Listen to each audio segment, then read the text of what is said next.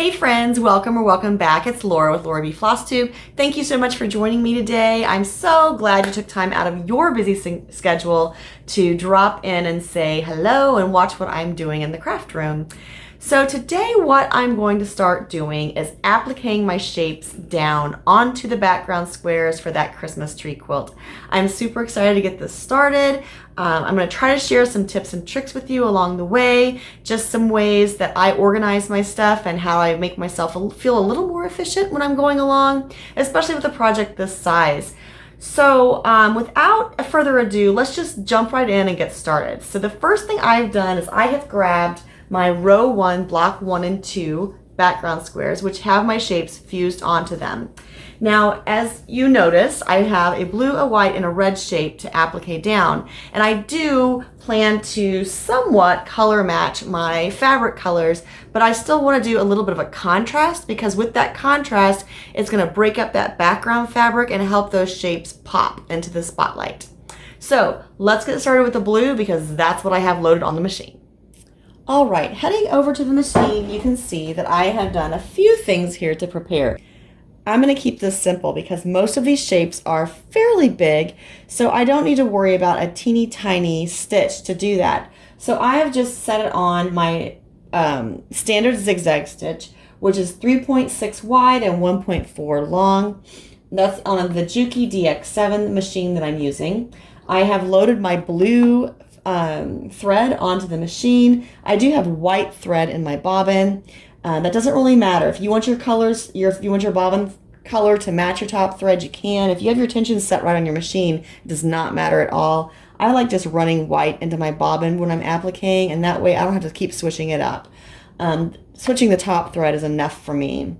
The other thing I've done is I have put on my clear acrylic foot. It does have like a little triangle in the middle right here. Let me see if I can get that to focus so you can see it. Hopefully you can see that little triangle right there in the center of the foot.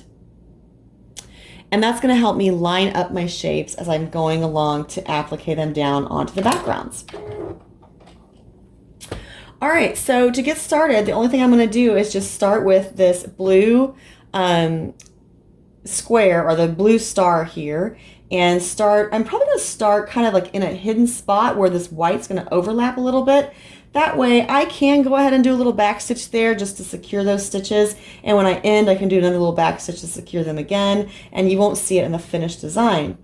So I just like to put my presser foot down basically into the center so that triangle is right there on the edge of the fabric, and start stitching away. So let me move you a little closer and hopefully a little further down so you can see what's going on.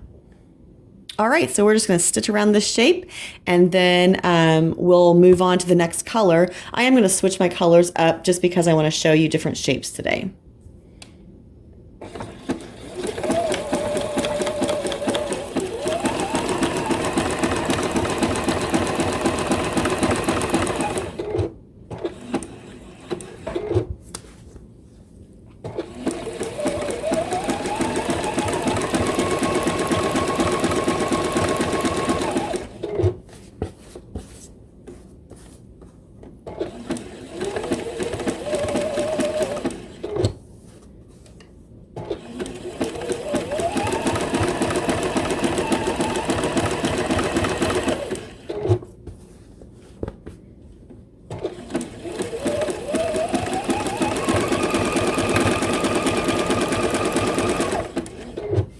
Now you may have noticed when I'm doing a shape like this, when I'm on when I'm in a concave area like here, right here, I like to make sure my needle is on the inside position of that zigzag. When I'm on these outer points, I like to make sure that my zigzag is on the outside of that zigzag, because then it just goes a lot smoother on those turns.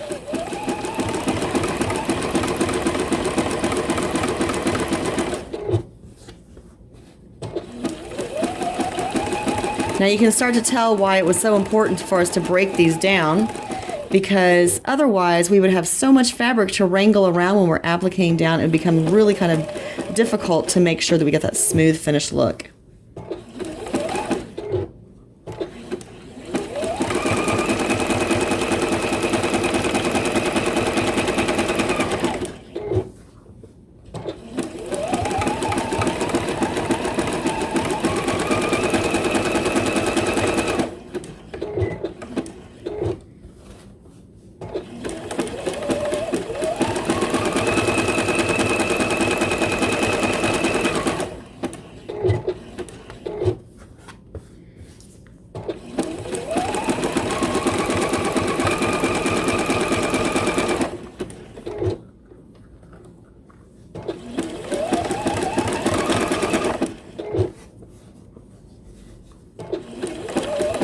We are almost around this shape, you guys.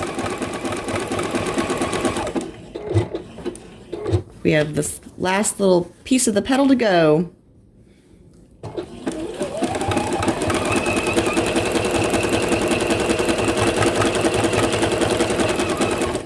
Now, like I said, since this is going to be underneath a shape, I'm going to go ahead and do a little back stitch there, cut my thread, and we are good.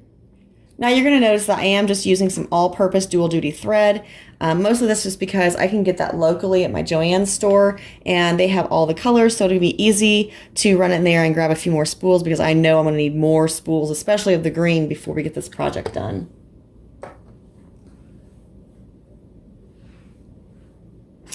Now for the white, I'm using just the Ceracore silk finish cotton thread that I buy on a cone.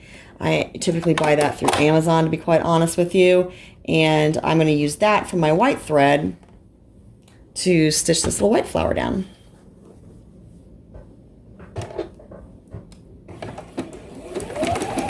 Now you can obviously shorten that stitch length, narrow that up a little bit. This is just the size that I wanted. So you go ahead and make sure you do you, and I will make sure I do me.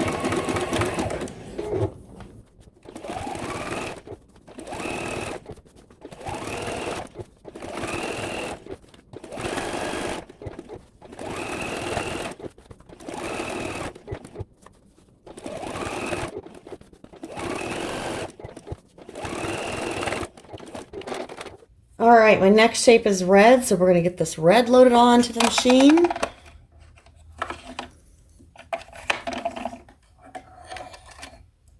I switched you to a different angle, just thinking maybe you might be able to see the stitching a little better there. We'll see which one works out the best, right?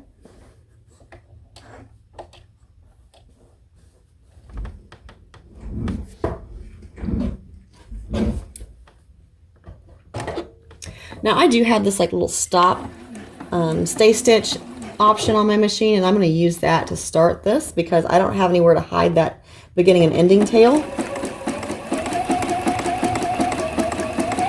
If you followed along for the bloom quilt so long, you'll remember that circles were the one thing that people had so many questions about with how to make those smooth and easy. My advice is just to, get some tension on that fabric and keep moving. But then, if you feel like you're going to start running off of your circle, just stop and, reposition as many times as you need to. I have done tons and tons of circles, you guys, so for me, it's really not that big of a deal to go ahead and do a circle continuously, but sometimes I even stop too on these. So just take your time, be patient with yourself, and be patient with your fabric.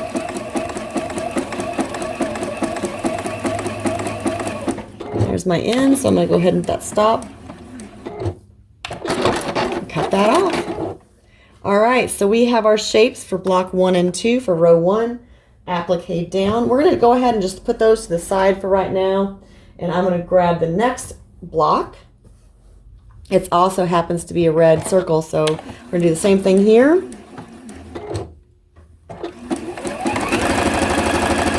I'm not sure how long this video today is going to be. I plan on breaking this applique stuff down to a few different videos just because there are definitely going to be a few different techniques we're going to use, especially when we start getting those rows to start joining them together. That was a little more real speed for you for what I'm typically doing the circles. I slowed myself down on that first job. And we do have another red circle here. Then we got this blue one, so we're going to have to either put him to the side or switch our threads.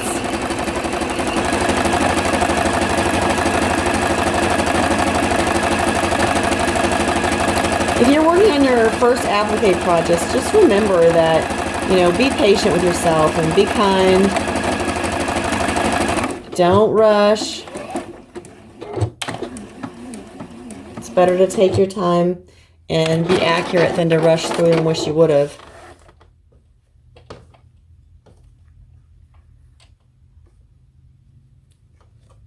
Got a little tail back there. I do like trimming all my tails as I go along. That way at the end I don't have to worry about it. Now we do have some blue ones stacking up here. So what I'm going to start doing is I'm just going to make myself a little pile. And I'm going to get, you know, 2 or 3 blocks of those together before I switch my threads. Just feel like it's a little more efficient that way. Now remember, when I had all this up on my design wall, all of these blocks are labeled, and I am not removing any of those labels because I want to make sure I know where everything goes.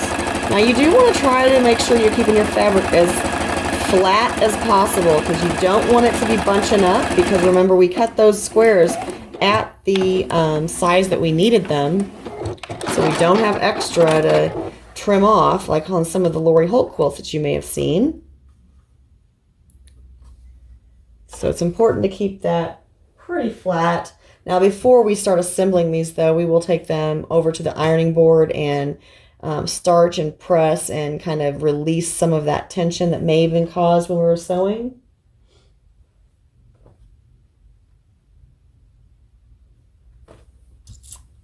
Now I'm going to consult my pattern because I feel like I might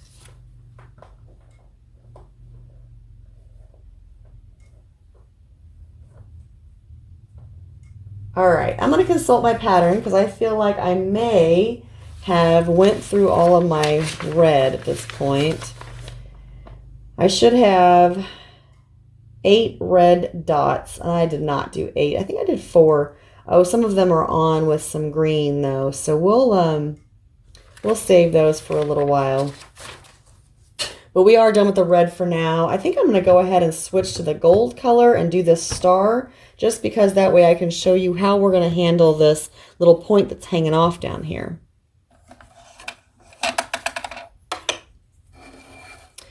You guys probably remember that when we were laying this out on the design wall, we definitely have some pieces that overlap blocks, and we will have to handle those a little differently. So this one will be a perfect one to show you what we're going to do. Now another thing that you want to keep in mind and keep an eye on is your bobbin. Now see, I have just a little bit of bobbin left here. Not much at all. So I'm going to go ahead and switch it out with a full one because I do not want to run out of any bobbin thread in the middle of a shape. And I typically like to keep, you know, some partial bobbins, and then, you know, when I'm sewing a block or something, if I'm like if I run out of a bobbin and I'm in the middle of like just a simple block or something for a quilt, that's when I'll go back and use up all those little partial bobbins. Not on a border, not on a binding. I don't like having to switch bobbins in the middle of a long stretch. Now this is the star for our tree.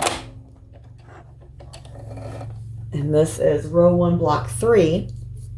So after we get this one done, I'm going to go ahead and find my row 1, block 1 and 2 back, which are actually just right here. And we'll sew those together. And then I can show you how you're going to start assembling those rows. All right, so we're just going to start over here and work our way around. And again, with that little just stay stitch or stop stitch, whatever you want to call it.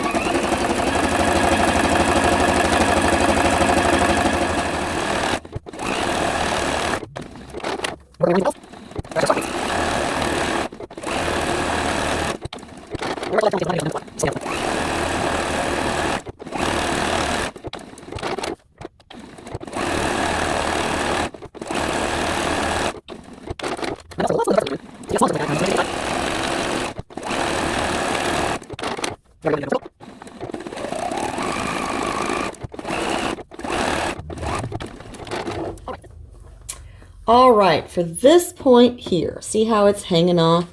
That's because another piece of fabric is going to be sewn on here. Now, this piece is going to be appliqued onto this and the next. There's not going to be like a seam here, or else that would look funky, right? If I applique that down to the edge, then when I sew this together, my point would look really weird, right? It would get that 1/4 of an inch, and that would look weird, and it'd be a lot of bulk that we do not want or need. So when I start appliquing this one, now you can measure this if you want, or you can eyeball it. I usually like to go about 1 inch from the edge, and that's where I will start and stop for this one. Now I know that, you know, especially with the zigzag stitch, you may end up not having a perfectly aligned zigzags, but hopefully you can make it work, and it will line up, and most people won't even notice. Now, another thing you could do if you don't want to do this is you could wait and just applique this piece after the blocks are sewn together. But I kind of like to have it at least somewhat secured down into place. That way I don't have to worry about it falling off or, you know, getting caught anywhere it shouldn't.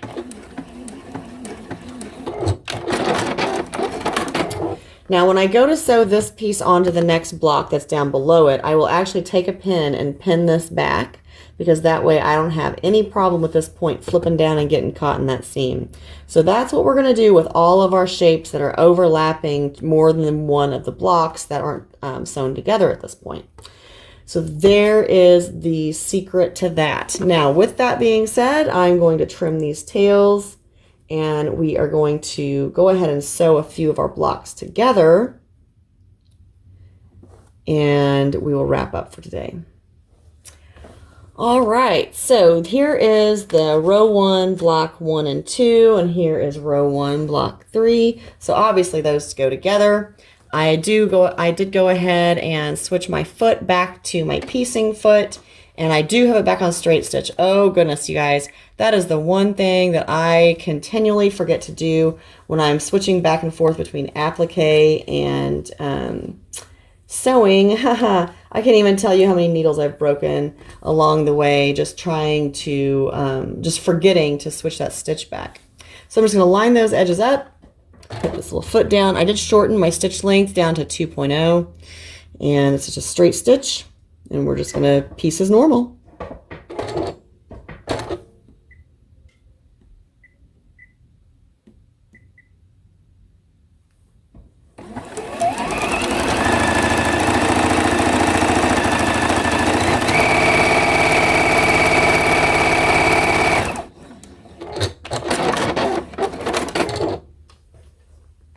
All right, so here we go. We have the first 3 blocks for the first row of our quilt done. I'm just going to throw these up on the design wall, and we'll do a quick wrap up. Whoops, I forgot. One more thing we're going to do before we throw up on the design wall. I have these face down on my ironing board. I'm just going to spray them down with a little starch, and that's just, I mean, it's going to stiffen it up a little bit, but it's also just going to release those fibers. And then I'm just going to press these out to release some of that where I was appliquing, just to release that block, get it back in shape, get it back flat. Doesn't really matter which way you iron these seams. That's up to you. If you like ironing open, do that. If you don't, then don't. All right, and then a little bit of tugging here just to release these. With all these petals for that star, this block especially did get a lot of tugging and pulling on it. Gonna get that as flat as we can. Now I'm just going to be honest and tell you that I do not always worry too much about how flat it is, because some of this will definitely quilt out, and I do my own quilting, so I don't have to worry about my long armer being mad at me for bringing the quilt that's not perfectly flat and my seams aren't perfectly open, or however that they suggest that they are. So if you have a long armer, make sure you follow in their directions too, because you don't want to make them mad at you. All right, so here is the first 3 blocks of row 1 for our tree quilt. We're going to put these up on the design wall, talk for a minute, and wrap it up. Okay, so that wasn't too many shapes that we did today, but it gives you a good idea of where we're going with this plan, right? So I'm just going to continue on appliquing all my shapes down. I am going to record some of the greens pieces especially, because some of those go across multiple squares.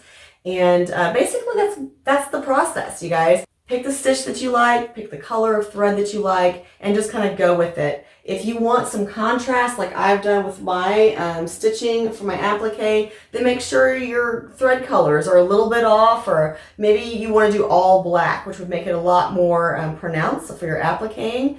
Well, depending. I mean, if your fabric's black, then it wouldn't. But if you have lighter colors and you do a black outline, kind of like the bloom quilt was, actually that was a dark brown. But if you do a darker color, then that's going to give you a nice contrast. You can do matchy-matchy, and that way you won't see your stitching at all. And that's really a good approach if you're a newer person to machine applique. If you can get your thread colors to match your fabric, then you're not going to see those stitches, and no one's going to be able to critique your stuff quite as easily and quickly. So that's the process, you guys. So this video, we just covered how we're going to applique, some of the settings that I use on my machine, how I did my thread choice colors, and sewing a block together, and then also sewing this one shape that kind of hangs off, and the plan for that so it will attach nicely to the next row. So the next video, we're going to go over some of the larger green pieces. I'm going to show you what I'm going to do to help those green pieces kind of stand out a little bit. And we're going to start assembling more rows. And this is going to take a while, so I'm probably not going to record all the pieces. I'll record a little subset of each section, and then I'll also record some of the rows being assembled together. So I hope that you are doing really well with your project. I hope you are trying this. If you have no idea what we're talking about and why this is special, go way back to the first video in this series and check out how we used the projector to put our image up on the design wall, and how we traced all the shapes and how we got our fabric laid out. Went through all of it, you guys, and now it's down to let's do some applique, some row assembly, and some finishing of the quilt. So until next time, I hope you are happy and safe. I hope you find some time to do some crafting, and I hope that you are surrounded by things that inspire and bring you joy. Until next time, happy stitching.